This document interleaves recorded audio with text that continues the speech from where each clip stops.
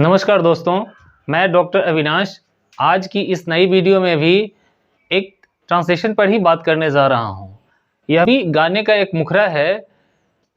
गाना है मेरे दिल में आज क्या है, तू कहे तो मैं बता दूँ। आइए देखते हैं इसको कैसे हम अनुवाद कर सकते हैं।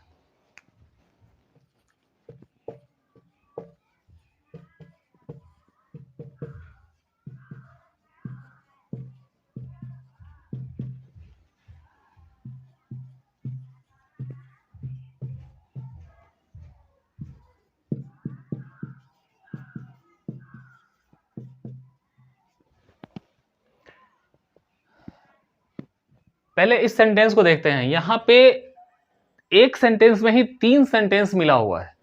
कैसे है वो देखिए। मेरे दिल में आज क्या है, एक सेंटेंस है। अगर यह इंडिपेंडेंट सेंटेंस होता तो यह इंट्रोगेटिव होता, क्योंकि क्या लगा हुआ है। अगर यह इंडिपेंडेंट सेंटेंस होता, मैं फिर रिपीट कर रहा हूं, तो यह एक इंट्रोगेटिव सेंटेंस होता, यानी प्रश्नसूचक होता। लेकिन चूंकि ये तीनों कंबाइन हो गए हैं और ये तीनों कंबाइन होकर के मेरे लिए एक स्टेटमेंट बना रहे हैं जो पॉजिटिव स्टेटमेंट है। ये इसमें सवाल नहीं है। मेरे दिल में आज क्या है, तू कहे तो मैं बता दूं। ये मेरा इंटेंशन नहीं है कि आप कहिए और मैं बता रहा हूं, मैं तो बस कह रहा हूं। अगर आप पूछेंगे तो फिर देखी जाएगी, तो तब की तब। लेकिन अभी तो महज एक स्टेटमेंट है। अगर ये क्वेश्चन होगा तब इसका फॉर्मेट बदल जाएगा, और अगर यह केवल अफर्मेशन है तो इसका फॉर्मेट दूसरा रहेगा। अब देखिए, तू कहे तो मैं बता दूं, यह एक कंडीशन और रिजल्ट का सेंटेंस है जो हम लोगों ने सिंपल फ्यूचर अगर पढ़ा है तो उसमें कंडीशन और रिजल्ट वाले सेंटेंसेस आते हैं, तो ये उस बेसिस पे बनेगा। तो अगर हम बनाने की तीनों स्ट्रक्चर्स को हम इंडिपेंडेंटली बनाने की बात करें, तो मेरे दिल में आज क्या है, यह जो सेंटेंस है यह देयर पे आधारित है। देयर पे आधारित है। जैसे कुएं में क्या है, कमरे में क्या है, उसी तरह मेरे दिल में क्या है। तो कमरे में क्या है कैसे बनाते हैं, जिस तरीके से बनाते हैं उसी तरीके से मेरे दिल में क्या है ये बनाएंगे। तो इसका जो स्ट्रक्चर बनता है, इसका अफर्मेटिव का जो स्ट्रक्चर बनता है वह देयर है प्लस इज या आर, यानी सिंपल। अगर सिंगुलर रहे तो इज, प्लूरल रहे तो आर, और प्लस कोई नाउन लेते हैं जो भी हो, और प्लस अगर प्रीपोजिशन है तो प्रीपोजिशन, जैसे में तो प्रीपोजिशन, प्रीपोजिशन और प्लस नाउन लेते हैं। जैसे मेरे दिल में खून है तो there is blood in my heart. क्या है, मेरे दिल में खून है। अब अगर यही सवाल बन जाए कि क्या मेरे दिल में खून है, तो is their blood in my heart हो जाएगा। उसी प्रकार से ये है मेरे दिल में आज क्या है, तो मेरे दिल में क्या है, तो व्हाट इज देयर। अगर इंट्रोगेटिव या सेंटेंस होता तो यह बनता what is there in my heart. लेकिन यहां तो यह सवाल नहीं हो रहा, यह महज स्टेटमेंट है। तो इसी को हम अफर्मेटिव में ही बनाएंगे, इंट्रोगेटिव वर्ड रख करके। तो क्या बनेगा, मेरे दिल में आज क्या है, तो वर्ड तो रहेगा। और जैसा कि हमारे पिछले वीडियो में भी आप लोगों ने देखी होगी, इससे पहले वाले जो वीडियोस हैं उसमें एक वीडियो में यह भी चर्चा की गई है कि अगर क्या क्यों कहां रहने के बावजूद यह अफर्मेटिव हो जाए, ठीक है, यह इंट्रोगेटिव सेंटेंस ना बने, तो इंट्रोगेटिव की स्थिति में हम एक्सुलरी वर्ब को सब्जेक्ट से पहले रखते हैं, और अफर्मेटिव की स्थिति में एक्सुलरी वर्ब को सब्जेक्ट के बाद रखते हैं। तो व्हाट देयर इज हो जाएगा, what there is in my heart today.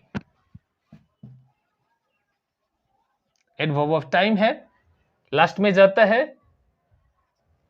तो what there is in my heart today, अगर यह इंडिपेंडेंट सवाल होता तो क्या बनता, what there is, what is there in my heart today. और तब इस स्थिति में यह क्वेश्चन मार्क होता। लेकिन यह इंडिपेंडेंट सेंटेंस नहीं है, मैं फिर दोहरा रहा हूं, यह इंडिपेंडेंट सेंटेंस नहीं है। देखिए बेसिक डिफरेंस देख लीजिए। अगर यह इंट्रोगेटिव वर्ड रहने के बावजूद अफर्मेटिव बना रहा है सेंटेंस को, तो यह सब्जेक्ट देयर है यहां पे, उसके बाद एक्सुलरी आता है, और अगर यह क्वेश्चन बना रहा है तो पहले एक्सुलरी आएगा, उसके बाद सब्जेक्ट आएगा। क्लियर है? अब देख लीजिए, अब इसको बनाने की बात करें तो व्हाट, तो पहला सेंटेंस बनेगा, चूंकि ये अफर्मेटिव ही है इंट्रोगेटिव वर्ड रहने के बावजूद, तो ये बनेगा what there is in my heart today. अब तू कहे तो मैं बता दूं। अब ये दो स्ट्रक्चर, दो सेंटेंस है, और इन दोनों को जो बनाने का तरीका है वह है, एक कंडीशन है और दूसरा रिजल्ट है। तो कंडीशन को यानी शर्त को हम सिंपल प्रेजेंट में बनाते हैं और रिजल्ट को सिंपल फ्यूचर में, सिंपल फ्यूचर में।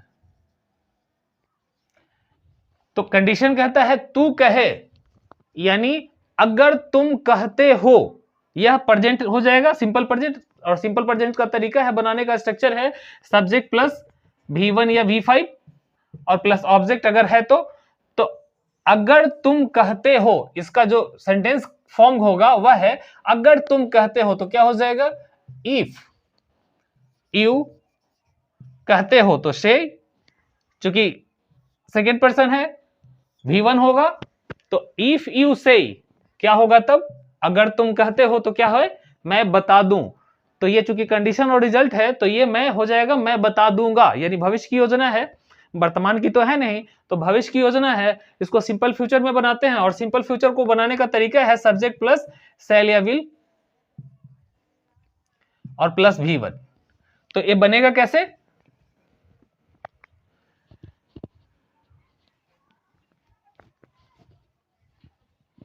If you say I will tell. यहां अगर आप चाहें तो शैल का भी इस्तेमाल कर सकते हैं, क्योंकि नॉर्मल स्थिति में हम शैल ही का इस्तेमाल करते हैं। फर्स्ट पर्सन के साथ नॉर्मल स्थिति में हम शैल ही का इस्तेमाल करते हैं, लेकिन यहां कंडीशन है और ऐसा लगता है कि साहब जो भी हैं वो बता ही देंगे, तो अगर डिटर्मिनेशन, स्ट्रॉन्ग डिटर्मिनेशन हो तो हम फर्स्ट पर्सन के साथ विल का प्रयोग करते हैं और बाकी सबों के साथ शैल का प्रयोग करते हैं। तो ये पलट जाता है, बस नॉर्मल स्थिति से डिटर्मिनेशन वाली स्थिति में केवल बदल जाता है, यानी जहां शैल होता है वहां विल होने लगता है, तो ये विल हो जाएगा। तो what there is in my heart today if you say I will tell, ये होगा, it will be the right translation of this sentence. I hope ये सेंटेंस आपकी समझ में आया होगा, इसको कैसे कंस्ट्रक्ट किया जा सकता है, और इस तरह के जो सेंटेंसेज आते हैं कंडीशन और रिजल्ट वाले, एक सेंटेंस की हम लोगों ने और चर्चा करी है। और मान लिया कोई सेंटेंस आता है तो इसको कैसे बनाया जाए ये आप समझ सकते हैं। उम्मीद है ये वीडियो भी अच्छी लगी होगी आप लोगों को, और अगर ये वीडियो इंफॉर्मेटिव है तो कृपया करके हमारे चैनल को सब्सक्राइब करें और वीडियो को लाइक और शेयर करें, ताकि इसे और लोगों तक पहुंचाई जा सके और अंग्रेजी के डर का जो माहौल है उसे घटाया जा सके। धन्यवाद।